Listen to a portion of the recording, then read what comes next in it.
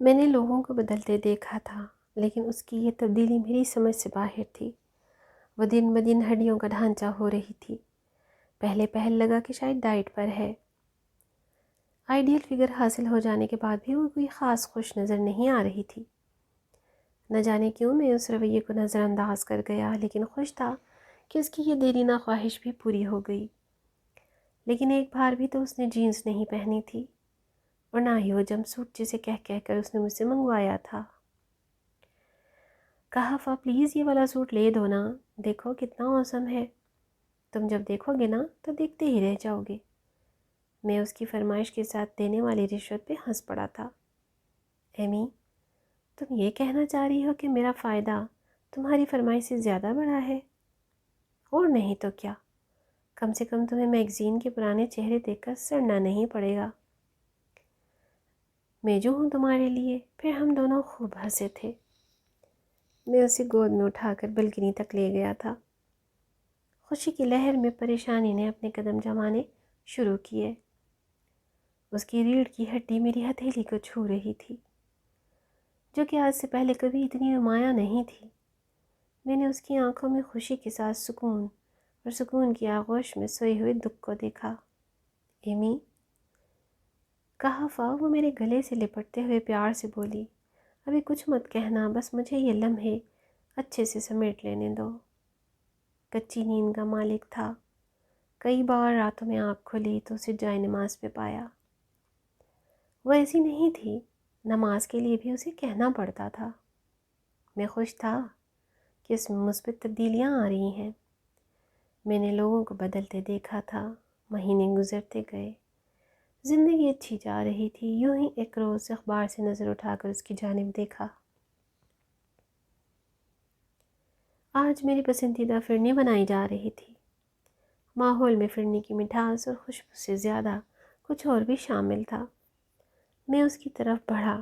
ایمی، تم ٹھیک نہیں لگ رہی، چہرہ زرد ہو رہا ہے، چلو آؤ ڈاکٹر کو دکھا لائیں۔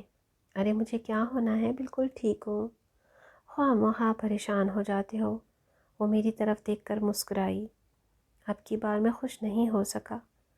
فوراً ہسپتال کے لیے گاڑی نکالی۔ ایمی کو زبردستی گاڑی میں بٹھایا۔ ایمی، تم مجھ سے کچھ چھپا رہی ہو نا، میں جانتا ہوں۔ ایسا کچھ نہیں ہے، خود دیکھ لینا ڈاکٹر کے پاس جا کر، ایسے ہی فرنی اتپکی چھڑوا کر بھگا لائے ہو۔ باہر ہلکی ہلکی بارش ہونے لگی۔ اسلام آباد کے غیر متوقع موسم میں اپنے وسوسوں کو جھٹکنے کی ناکام کوشش کرنے لگا۔ ماضی کسی فلم کے جیسے ذہن کے پردے پر چل رہا تھا۔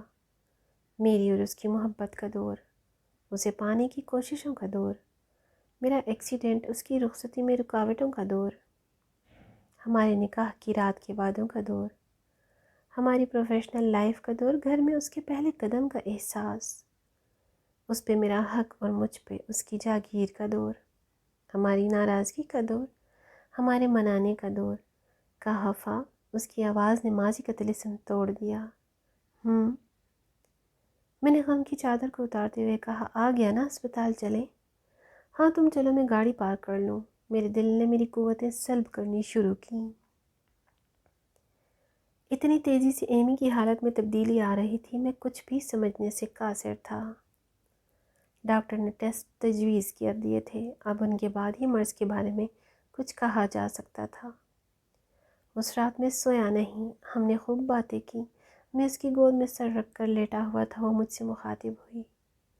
ہم نے وعدہ کیا تھا کہ ہمیشہ دوست بن کے رہیں گے، تم میری بات کو خاموشی سے سنو گے؟